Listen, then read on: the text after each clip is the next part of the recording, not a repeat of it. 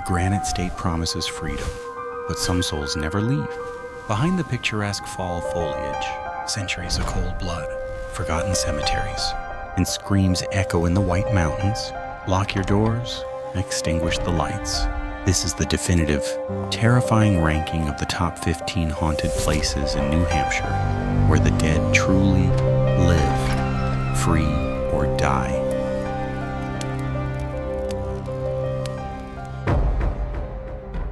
One, Oceanborn Mary House, Henniker. The Oceanborn Mary House in Henniker stands not only as a preserved example of 18th century architecture, but as the anchor point for a deeply unsettling legend concerning Mary Wilson. Born aboard a ship mid-Atlantic in 1720, Mary was spared a grim fate when a pirate crew, often associated with the Spanish captain Don Pedro, boarded the vessel. The pirate captain, captivated by the infant, presented Mary with a chest of wealth silk and silver on the condition that he would one day return for her. Mary eventually settled into a respectable life in New Hampshire with her husband, Robert Wilson, but the promise of the sea predator was never forgotten by the local populace, who watched her prosperity closely. Decades later, according to the pervasive folklore, an elderly, mysterious sailor arrived at the Henniker farmhouse under the cover of a dense night. This figure, often assumed to be the pirate fulfilling his morbid vow, was not permitted to leave. The resulting violence, whether committed by Mary to secure her dubious inheritance or by her husband to protect their reputation, resulted in a single murder. Though the specifics remain obscured by time, the legend asserts that the man's body was hidden. Historical accounts point to a cellar beneath the house, or perhaps a concealed space directly under the central hearthstone. Investigators who visit the property frequently report a severe, palpable coldness that defies explanation, particularly near the former hearth. Though the stains attributed to the crime were long scrubbed away or covered, guests consistently describe the faint, distinct sound of heavy, dragging footsteps originating from below the floorboards after midnight. The feeling is less of a resident spirit and more of an ongoing, cold transaction, the permanent sealing of a secret that ocean-born Mary carried from the high seas straight into the heart of New Hampshire. 2. Three Chimneys Inn, Durham. The structure, now known as the Three Chimneys Inn, standing since 1840, was built on the site of a tannery destroyed by an accelerated fire in 1891. The official investigation concluded the tragedy was caused by spontaneous combustion in the drying room, but local Durham records hint at deliberate sabotage linked to a labor dispute. 3 workers perished, yet the most persistent account involves Elizabeth Shaw, aged 14, whose identification papers were found unburned near the central hearth of the surviving brickwork. The inn's reputation stems entirely from this specific historical trauma. Maintenance logs from the current property show a recurring anomaly, an intermittent, acrid smell of burnt animal hide, reported exclusively in rooms 7 and 9, directly above the former tannery floor. Thermographic data collected by the Durham Paranormal Society between 2008 and 2017 consistently registers localized temperature drops of 5 to 7 degrees Celsius near the structural center of the original 3 chimney bases. These verifiable cold spots coincide precisely with reports of a faint, high-pitched weeping, often dismissed by staff as mere piping noise, until acoustic analysis confirmed a non-mechanical origin, consistent with human vocal distress. The current property owner, who maintains a detached posture regarding the inn's reputation, notes only that the cold spots migrate slightly every winter. This thermal drift is hypothesized to mimic a desperate, contained search pattern within the property's core. Elizabeth, trapped within the thermal memory of the chimney's powerful draft, is not seeking release from the boundaries of the inn, but perhaps the lost warmth that ultimately failed and betrayed her.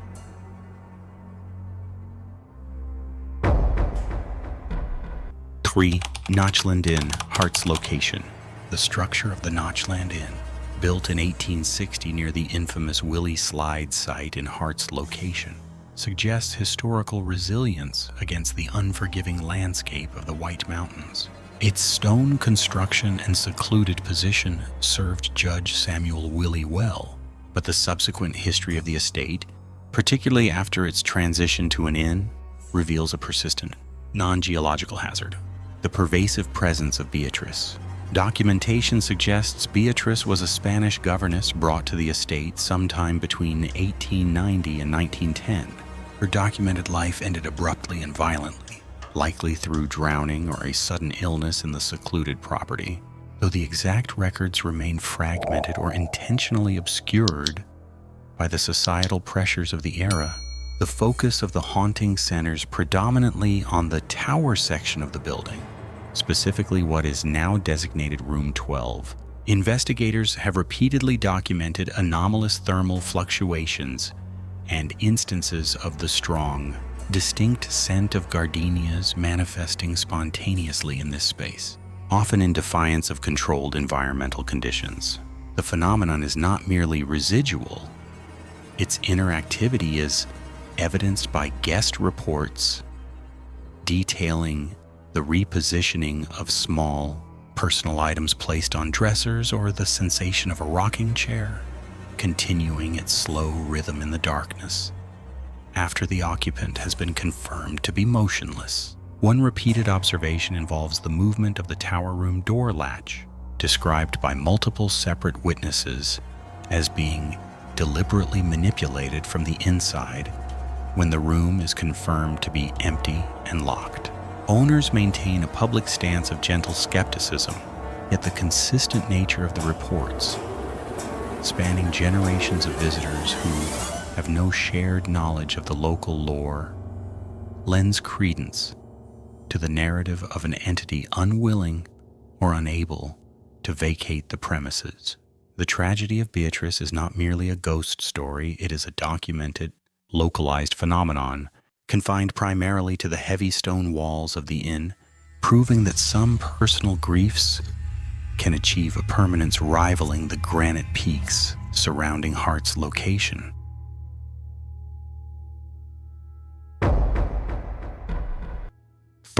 Pine Hill Cemetery, Blood Cemetery, Hollis.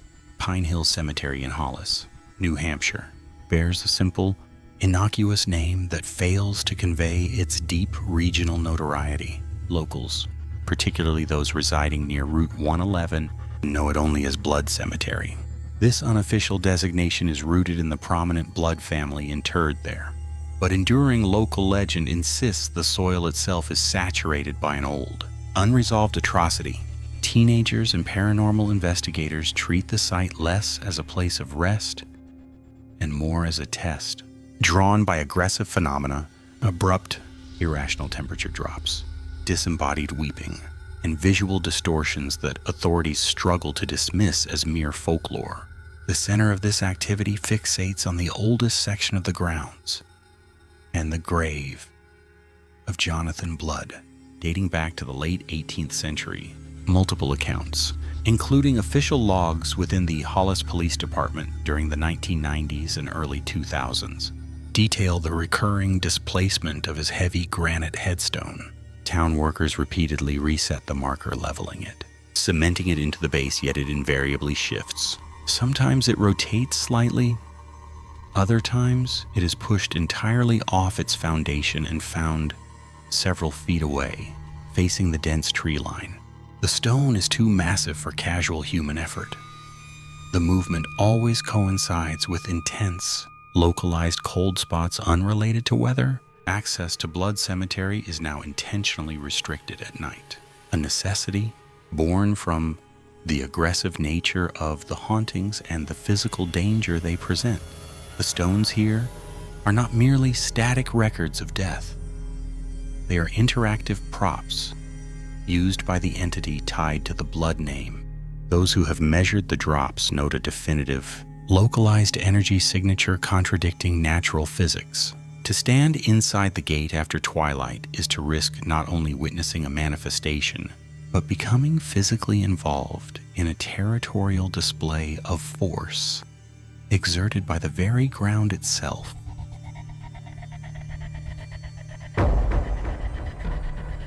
Faint. Kimball Castle, Guildford. The ruins of Kimball Castle, perched on Black Snout Mountain in Guildford, are a testament to late 19th century ambition and a sudden failure of tenure. Benjamin Ames Kimball, a wealthy railroad mogul, constructed the massive granite estate starting in 1897, intending it as his permanent summer sanctuary overlooking Lake Winnipesaukee. The design, modeled after German Rhenish castles, was an impossible statement of permanence against the harsh New England environment. When Kimball died in 1920, the property immediately began its slide into ruin. It was too massive to maintain, too remote to secure, and suffered decades of neglect, vandalism, and subsequent structural degradation. This history of abandonment is crucial to understanding the alleged activity documented in the surrounding community. Local police logs and records from the Guildford Historical Society document numerous unauthorized nocturnal entries over the years, often curtailed by inexplicable means. Witnesses report heavy, deliberate footsteps pacing the second-floor stone perimeter, long after the wooden floorboards and roof structure were gone. The phenomenon is not one of random poltergeist activity, but of supervision. Researchers attribute the protective, possessive spectral presence to Kimball himself, a meticulous man who, even in death, cannot tolerate intruders disturbing his domain or the land it rests upon. The skeletal shell remains today, a granite outline against the sky. Visitors who spend time within the cold walls report a sudden, chilling drop in temperature, often accompanied by the distinct smell of stale cigar smoke in the courtyard, a scent that dissipates immediately upon a conscious search. The persistent energy here is not mournful, but proprietary. Kimball Castle does not contain a ghost. It is contained by one. The railroad baron continues his audit of the grounds, a permanent, watchful proprietor overseeing a kingdom of rubble. 6. The Tilton Inn, Tilton. The structure, now known as the Tilton Inn, initially constructed in 1887 as the Dexter House, maintains a documented history of spectral activity centered around the third floor. Historical records indicate the building served various commercial purposes, including a boarding house, and it is within this period that the central apparition is believed to have manifested. The prevailing local narrative concerns a woman, sometimes identified as a former mistress or madam of the establishment, who met a violent or self-inflicted end within the confines of the structure. Documentation of this specific death remains fragmented, but the reported residual energy is consistently described as distinctly feminine and deeply aggrieved. Observation logs from the late 20th century onwards confirm repeated phenomena in the third-floor corridor, and specifically Room 6. Witnesses, including former staff and investigative teams, report significant, localized thermal anomalies that defy conventional explanation. Sudden drops often exceeding 15 degrees Fahrenheit. Further analysis details the transposition of small, unsecured objects, typically resting on mantels or bedside tables, often accompanied by the distinct sound of weeping heard through closed doors. Security footage reviews have, on multiple occasions, captured the inexplicable activation of electronic signaling devices located near the stairwell landing, often coincident with reports of an audible sigh or whisper. The Tilton Inn haunting is notable not for its aggression, but its mournful persistence. The entity demonstrates a clear attachment to the spatial confines of the inn, showing no interest in crossing the threshold of the property line. Modern sensory equipment confirms that the localized environmental distress, the cold, the pressure, the sound has intensified over the last decade, suggesting a gradual consolidation of the residual trauma rather than dissipation. The architecture itself appears to function as a container for this sorrow, indefinitely preserving the final moments of an undocumented life.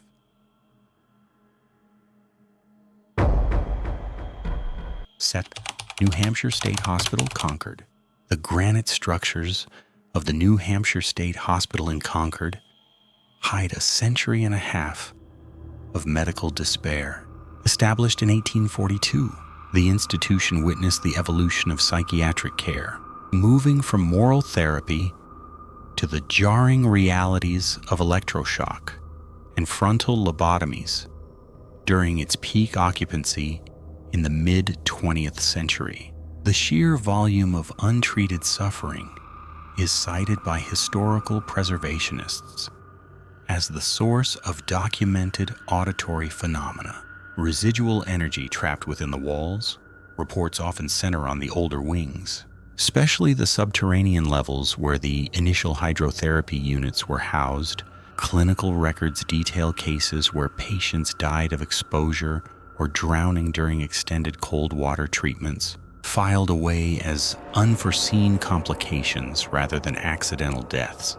It is here that maintenance crews frequently report the sound of water running when all pipes are known to be dry, accompanied by a low, consistent shivering noise that echoes down the deserted white-tiled hallways. Investigators attempting to document these anomalies describe a profound, invasive coldness, unrelated to ambient temperature, localized primarily near the empty porcelain tubs. The terror is not an aggressive spirit, but a deep, sorrowful residual energy, the physical manifestation of chronic, neglected agony. The haunting of the state hospital is less about confrontation and more about bearing witness to the uncounted, agonizing deaths of those deemed expendable by the outside world.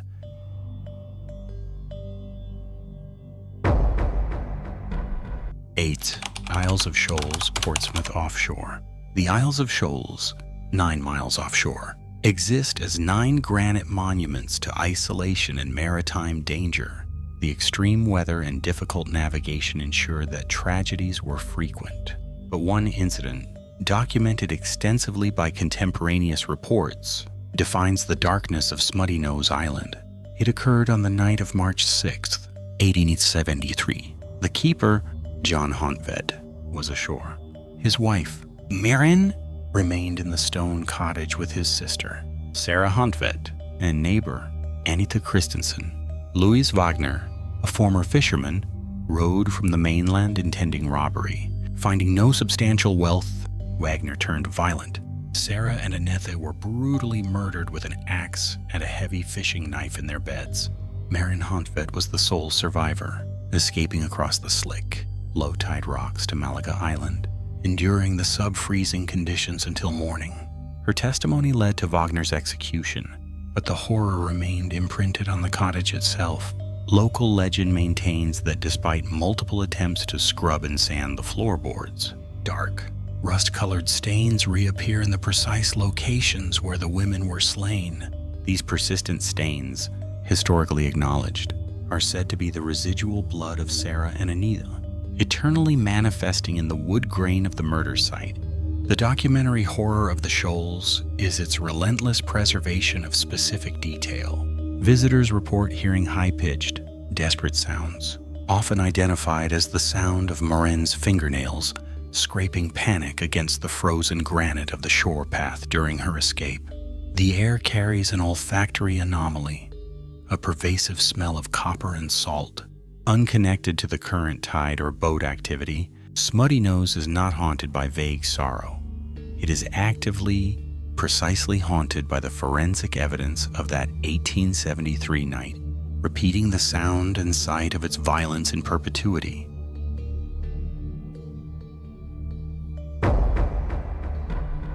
9.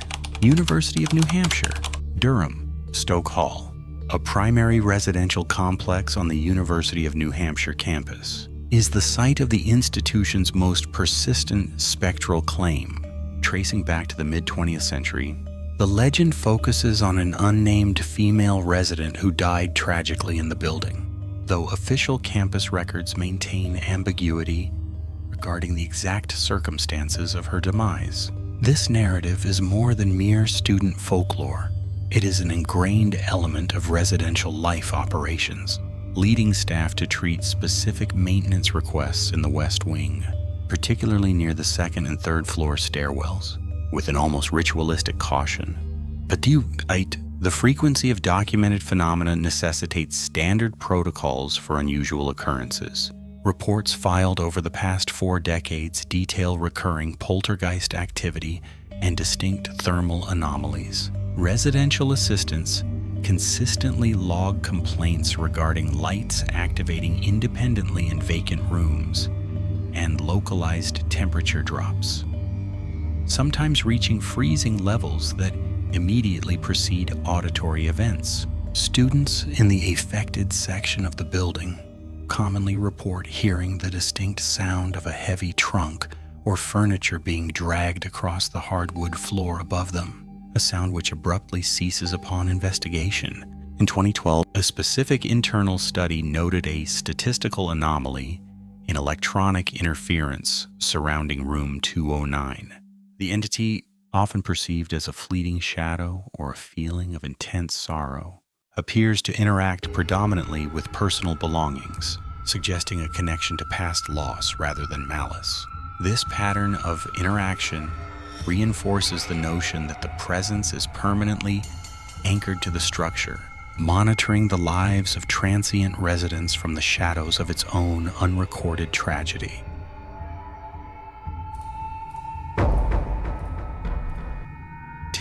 Stark Road Graveyard, Conway. The burial ground at 10 Stark Road, Conway, is not listed on modern maps, existing primarily as a cluster of eroded slate markers swallowed by deep woodland. It holds the remains of early 19th century families who suffered on marginal land. The area's oppressive quiet is frequently interrupted by documented reports of auditory phenomena, disembodied weeping, and the sound of heavy, dragging footsteps that abruptly cease if pursued. Locals consider the site heavy, a place where residual historical sorrow actively resists natural dissipation and seems to press down on visitors. The most consistent documentation concerns the apparition described as the Widow in Black. Witnesses, typically trespassers navigating the overgrown property lines late at night, describe a motionless female silhouette positioned near the broken gatepost. She is reportedly featureless, defined only by the unreflective darkness of her archaic clothing. The disturbing element is her movement. If approached, she does not retreat or fade.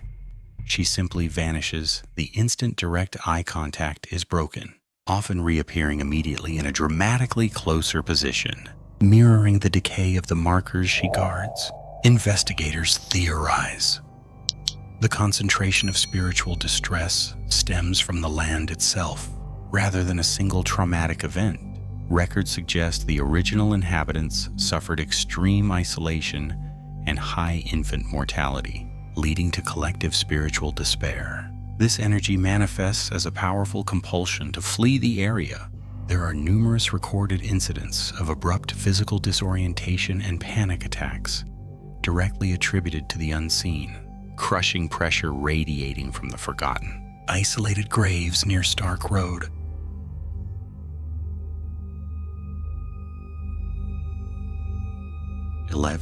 Mount Washington Hotel, Bretton Woods. The Mount Washington Hotel, a Gilded Age monument opened in 1902 by Joseph Stickney, quickly became a testament to his widow, Carolyn.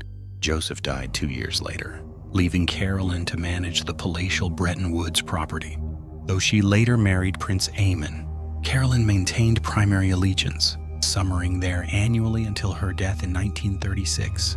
Hotel staff and documented guest accounts assert she never departed. She manifests as a residual intelligence deeply proprietary over the structure she maintained, her presence preserved by the harsh New Hampshire climate.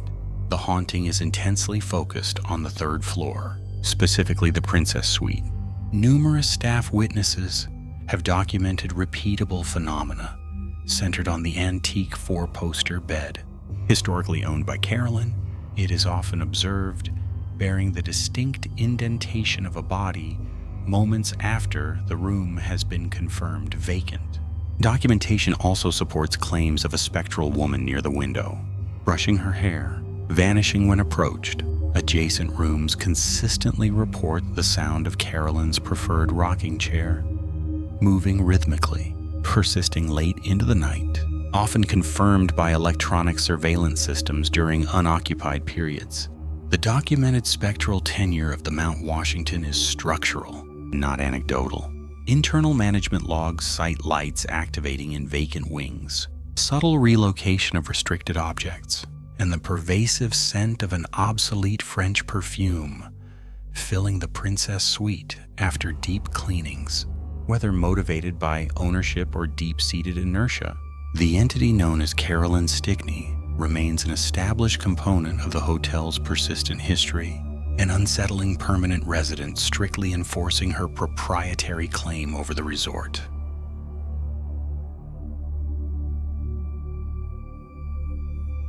Twig, Livermore Ghost Town, White Mountains. Livermore, New Hampshire, exists now only as a collection of forgotten foundations near the Kankomegas Highway, a deliberate casualty of the early 20th century logging boom. Established in the 1870s by the Saunders family, this was a company town in the strictest sense. Every aspect of life, from the general store inventory to the required hours at the massive sawmill, was meticulously controlled by the ownership. When the lumber supply dwindled and the necessary investment faded, the population did not drift away. Gradually it vanished.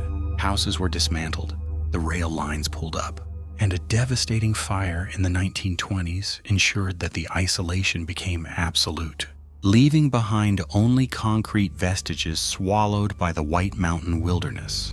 The official record confirms the rapid cessation of all municipal functions, detailing the precise date the last train left the rail yard.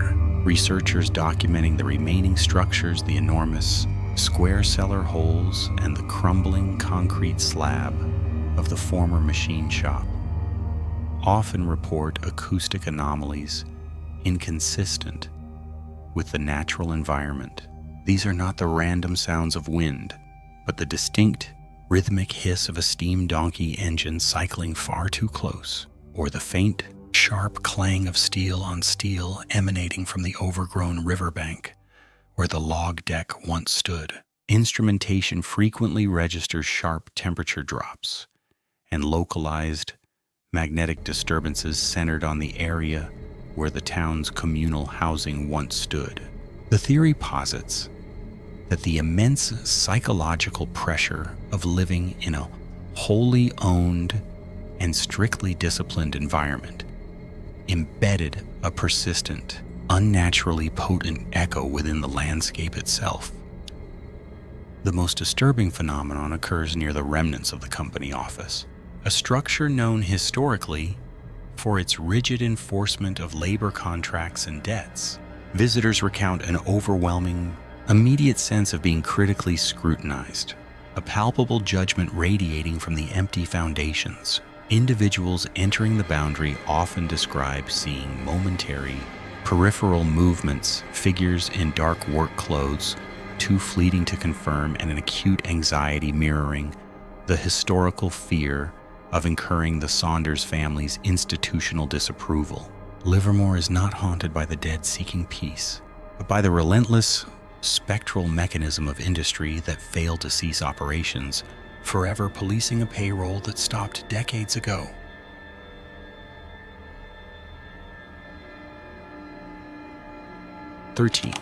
Woodland Cemetery, Keene. Woodland Cemetery, Keene, established 1850, is a perfect preservation of Victorian garden architecture. At dusk, the beauty curdles. The oldest extant structure is the receiving tomb, a subterranean stone vault. The stone house used to store bodies when the winter ground was too frozen for digging. This sealed vault is the primary nexus of activity. Local paranormal teams consistently document significant thermal anomalies and electromagnetic spikes near its heavy granite door. They also record muffled sounds emanating from inside the vault, usually described as heavy dragging or scraping sounds moving across the concrete floor. despite being structurally empty for decades. The pervasive anxiety is tied to the statuary, particularly the massive granite lion of woodland. This sculpture presides over the eastern ridge, a silent, brooding sentinel. Visitors repeatedly report a suffocating feeling of being observed, or worse, paced, while navigating the paths near its perch. The phenomenon intensifies near the oldest family plots. Investigators have captured unexplained sounds of subtle gravel displacement and minute stones sliding behind the observer. Even in absolute stillness, it is the audio signature of an unseen weight being shifted, suggesting a presence maintaining a careful, hostile proximity to anyone who stays past the official closing time. The cold in woodland is never purely meteorological. It is a static, ancient chill that permeates the granite itself. This persistent low temperature is not caused by weather, but by an energy drain concentrated around the stone house. The cemetery is not haunted by the gently departed. It is haunted by the lingering, aggressive consciousnesses whose final interment was delayed by the freezing ground. They remain rooted in the stone, and the lion is not a guard for the dead, but a marker for the boundary they refuse to cross.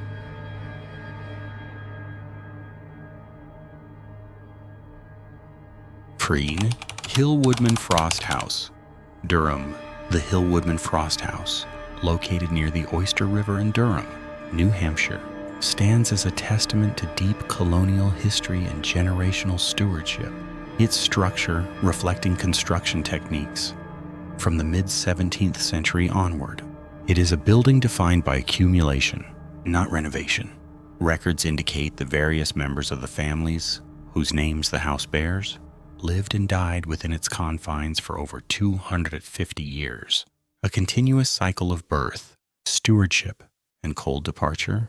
The environment inside is consistently noted by modern researchers to possess a profound, unyielding psychological gravity, a characteristic often dismissed by skeptics as mere age, yet repeatedly corroborated by independent observation logs regarding specific, unexplainable thermodynamic fluctuations. Specific documented occurrences defy easy material explanation. The attic space, sealed off during the early 1900s preservation efforts, registers anomalous audio phenomena faint, rhythmic rocking sounds punctuated by low-frequency hums of apparent distress. Though no mechanism or furniture capable of such sound generation exists in the space, more troubling are the reports of the persistent, acrid smell of burning tallow and wet wool emanating from the first-floor pantry, particularly during periods of low outside temperature. The air temperature drop accompanying these olfactory events is often severe, registering an average displacement of 14 degrees Fahrenheit over a 4-minute period. An energetic transfer inconsistent with typical structural heat loss. Staff tasked with maintaining the archival collections have reported feeling pressured or crowded by unseen entities in the narrow stairwells connecting the servants' quarters.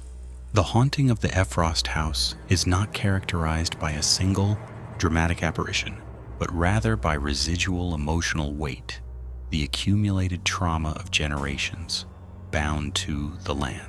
Researchers hypothesize the structure itself retains the bioenergetic imprint of the centuries of isolated grief and responsibility borne by the residents. The house remains a cold, unyielding archive of suffering, a place where the deceased do not leave, but simply cease to move, their presence manifesting as an oppressive, environmental constancy. It is the history, meticulously preserved, that exerts the terror.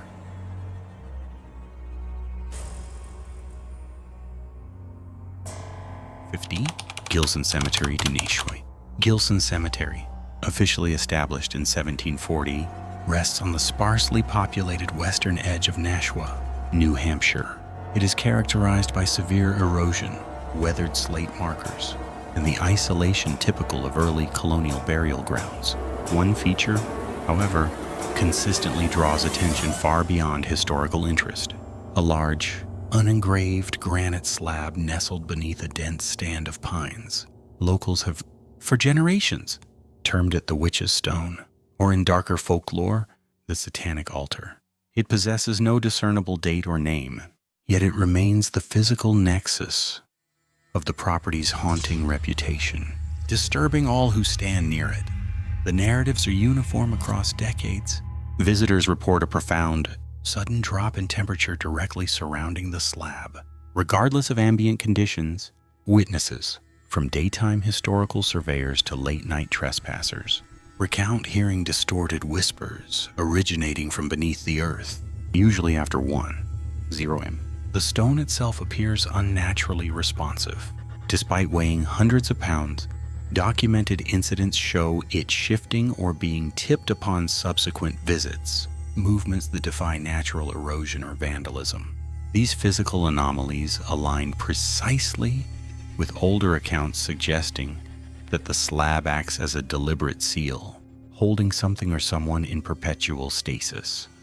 The Nashua Police Department frequently patrols the narrow access road, attempting to curb the constant stream of curiosity seekers, many of whom leave small offerings or attempt amateur excavations near the marker. City workers occasionally attempt to stabilize the heavy granite slab, resetting it flat onto the ground, but it invariably settles back into a slanted position, as if under immense pressure from below.